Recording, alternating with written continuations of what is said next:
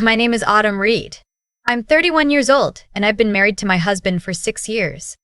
Last month, at the dinner party we threw to celebrate his promotion, my sister-in-law stood up in front of everyone and announced that I had been cheating on him. She had screenshots. She had a whole little speech prepared. The entire room went quiet, and I watched people I'd known for years slowly look at me like I was a stranger. But I didn't cry. I didn't raise my voice. I just asked her one question, and that question unraveled everything she had been hiding for the past 8 months. Let me tell you how it happened. My husband's name is Trevor. He works in corporate finance, and when he found out he was being promoted to regional director, we decided to celebrate the way his family always did. A dinner at our house, everyone invited, the whole production. His mother flew in from Atlanta. His aunts came, old family friends, co-workers, neighbors. I spent 3 days planning the menu, cleaning the house, arranging flowers on the dining table like I actually knew what I was doing. I wanted it to be perfect for him because Trevor had worked hard for this and he deserved a night that felt like it. His sister, I'll call her my sister-in-law because that's what she is and that's what matters, had been a part of our lives since Trevor and I started dating 7 years ago. She's 2 years older than him, and she has always had a very specific way of looking at me. Not with hatred, exactly. More like quiet skepticism. Like she was still deciding whether I was worth her brother's time and the verdict kept getting postponed. Over the years I tried. I really did. I showed up to her kids' birthday parties. I remembered her coffee order.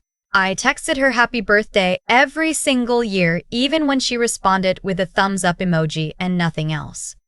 Trevor always told me she was just like that she took time to warm up to people, that I shouldn't read too much into it, so I didn't. Or I tried not to. But something shifted about 8 months before the dinner party. It started small. She began calling Trevor more than usual. Not video calls where I might appear in the background. Phone calls. Always when he was on his way home or already out running errands. She started suggesting lunches with him. Just the two of them. Which wasn't strange on its own, but the frequency felt different. And then there were the comments. Little ones. Slipped into conversation at family gatherings. Autumn seems stressed lately. Is everything okay between you two? I saw Autumn at the grocery store last week and she was talking to someone for a long time. Do you know who she knows over there? I'm not saying she was always wrong about me. I know I can come across as private. I know I don't perform warmth the way some people do. But there's a difference between observation and narration, and she had started narrating my life to my husband in a way that felt pointed. I noticed. I said nothing. The night of the party, our house was warm and loud and full of people I genuinely cared about.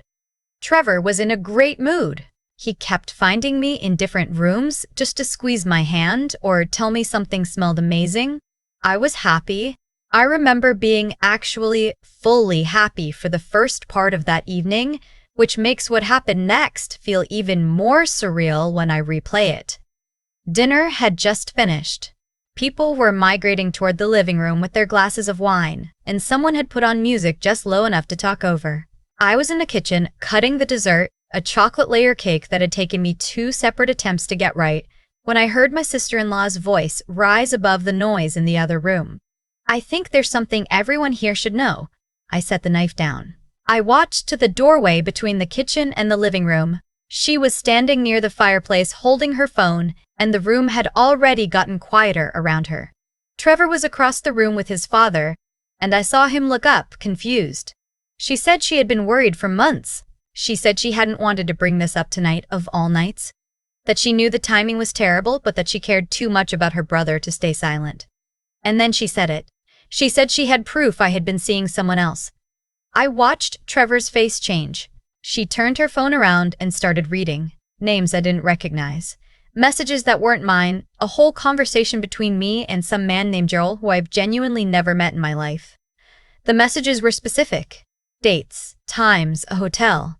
The kind of details that are hard to argue with in the moment because the specificity itself feels like evidence. The room was completely still. Trevor set his glass down on the mantel. His father looked at the floor.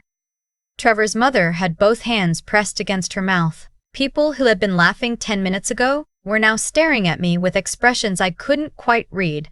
Somewhere between shock and pity and the particular discomfort of witnessing something you weren't supposed to see. My sister-in-law finally looked at me. She wasn't triumphant exactly. She looked certain, like she had done something difficult but necessary, and now it was over, and she could breathe. I let the silence sit for a few seconds. Then I asked her when those messages were sent. She blinked. She said the dates were right there in the screenshots if I wanted to look. I said I didn't need to look at them. I just needed to know if she was sure about those dates. She said yes, she was sure. I nodded slowly. I looked at Trevor. He was watching me with an expression I'd never seen on him before, like he was waiting for me to either break or explain, and he wasn't sure which one he was hoping for. I told him I needed to show him something. I told everyone, actually. I said I'd been holding on to something for the past several weeks because I hadn't known exactly what it meant yet, but I thought I did now. I went back to the kitchen and picked up my laptop from the counter, where it had been sitting since the afternoon.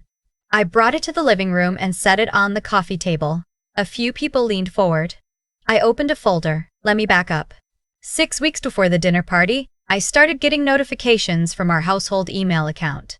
The one Trevor and I shared for things like utility bills, subscriptions, the occasional joint purchase. It wasn't anything dramatic at first. Just a login alert. Someone had accessed the account from a device that wasn't mine or Trevor's. I mentioned it to Trevor. He thought it was probably an automated system scan or a wrong password attempt from a bot. We changed the password and moved on. But it happened again 2 weeks later. Different time, different day, same unfamiliar device signature. I have a friend who works in cybersecurity. We've known each other since college, and she has always been the person I call when something with the screen is behaving strangely. I asked her if she could take a look. She spent about a week digging, and what she found was detailed enough that she put it in a written report for me, formatted cleanly with timestamps and device identifiers and access logs. The device accessing our shared email account was a tablet registered to my sister-in-law. I sat with that information for several weeks. I didn't tell Trevor. I wasn't sure what it meant. I thought maybe there was an innocent explanation. Maybe she had our login info from years ago for some reason I'd forgotten. I didn't want to start something that couldn't be unsorted. But then I noticed something else. The dates of the access matched the dates Trevor and I had had 2 of our more difficult conversations over email, once about a joint bank account and once about a life insurance policy update I had suggested we make. Both conversations had been in writing. Both had been accessed by that same external device before our arguments about those topics escalated in ways that, looking back, felt slightly strange. Like someone had read the draft before the scene. And then, a week before the party, I discovered the messages on her phone hadn't come from nowhere. Because buried in our shared account sent folder, in a subfolder I had never created, were forwarded message threads, communications between me and various people that had been accessed, copied, and in some cases, altered. The screenshots she showed at the party, the Joel messages, they were built from real email fragments, real timestamps, real metadata, but the content had been changed, name swapped, context removed. Conversations I'd had with my coworker about a work trip had been edited into something that looked like a secret. I hadn't known for certain until she read those dates out loud at the party, because the dates she cited were the exact dates of those work emails. That was the confirmation. So when I opened the laptop in the living room, I opened my friend's report first. I turned the screen so the room could see it. The device ID, the timestamps, the IP address trace, and at the top of the report clearly labeled, the registered owner of the tablet, my sister-in-law's full name. The room made a sound I can't really describe. Not gasps exactly, more like a collective shift, like everyone leaning back at the same time. Trevor looked at the screen for a long moment. Then he looked at his sister. He said her name the way you say someone's name when you're trying to make sure you're still in the same conversation as them.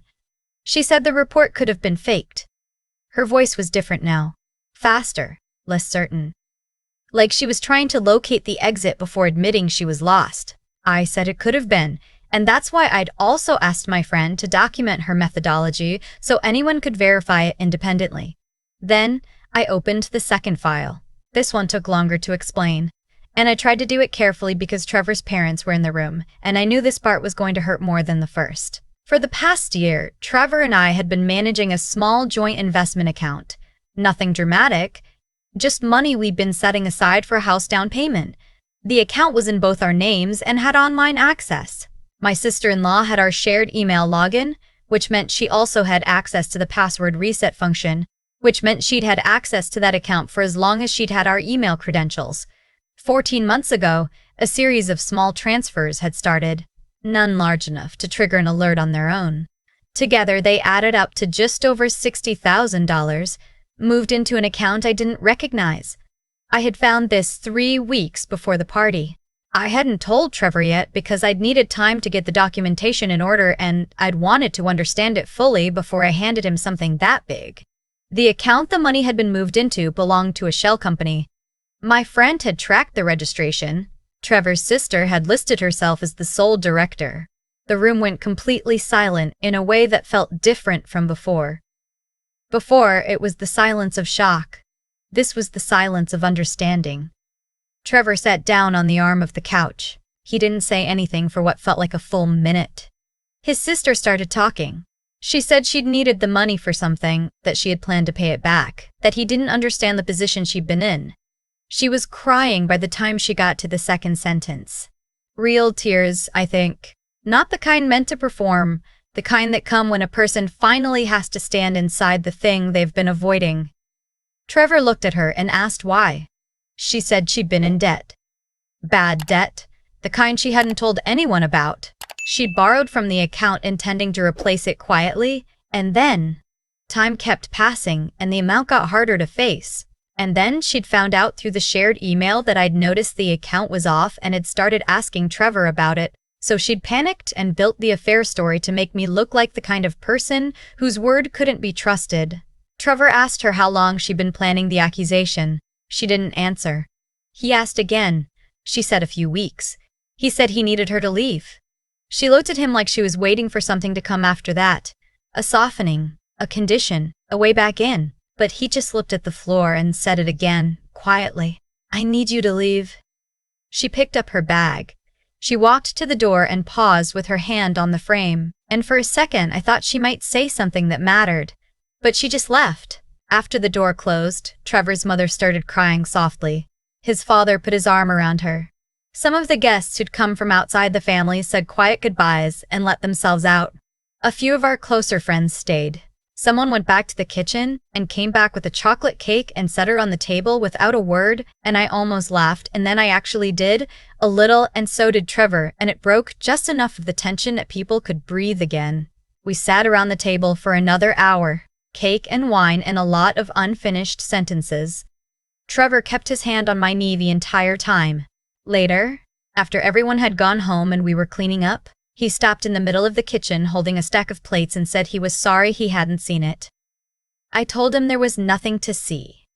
She had been very careful and I'd only seen it myself because I'd been looking. He said that wasn't really the point. I said I knew. In the weeks after the party, Trevor filed a police report.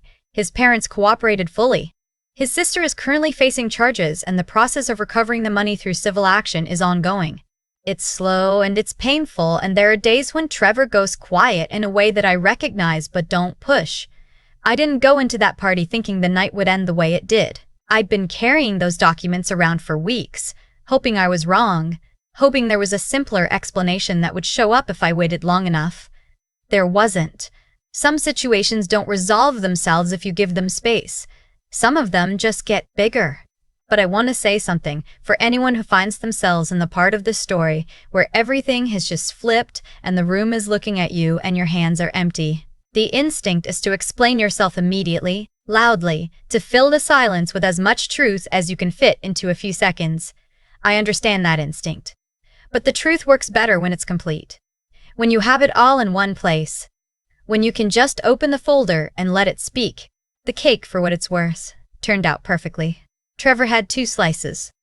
I've thought a lot about what my sister-in-law must have told herself in the weeks she spent building that folder of fake evidence. I think she probably found ways to make it feel justified. She needed money she didn't have. She'd taken it from people who did, and then the walls started closing in, so she reached for something that might redirect everyone's attention before the truth reached them first. I don't say that to excuse what she did. I say it because I think it matters to understand how people arrive at the worst versions of themselves. It's rarely one dramatic decision. It's usually a long series of small ones, each one feeling manageable in the moment, until you're standing at a dinner party trying to destroy your brother's marriage to protect a lie you told 8 months ago. What strikes me most, looking back, is how much energy she put into watching me, monitoring the shared email, tracking which conversations Trevor and I were having in writing, timing her move for a night when the room would be full, when I'd be distracted, when the emotional weight of the occasion might make it harder for me to think clearly. She was patient and she was deliberate, and I think she genuinely believed it would work. That's the part that took me the longest to sit with. Not the betrayal itself, but the calculation behind it. I was careful too, though. That's what I keep coming back to. When I first noticed the login alerts, I could have panicked. I could have confronted her immediately or told Trevor right away, without having anything solid to show him, or let the anxiety of not knowing push me into doing something that would have made me look unstable instead of right. I didn't do any of those things. Not because I'm naturally composed. I'm not, really, but because I'd learned, slowly and mostly the hard way, that reacting fast and reacting well are almost never the same thing.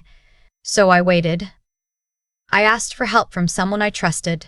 I built the picture one piece at a time until it was complete enough to speak for itself.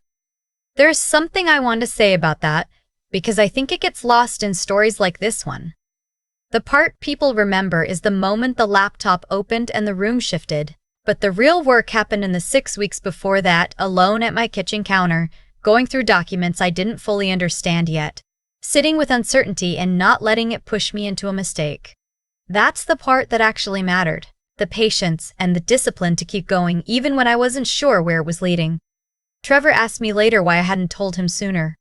It's a fair question and I've turned it over many times. The honest answer is that I needed to be sure before I handed him something that would change how he saw his own family forever. That's not a small thing to give someone. I wanted to be responsible with it.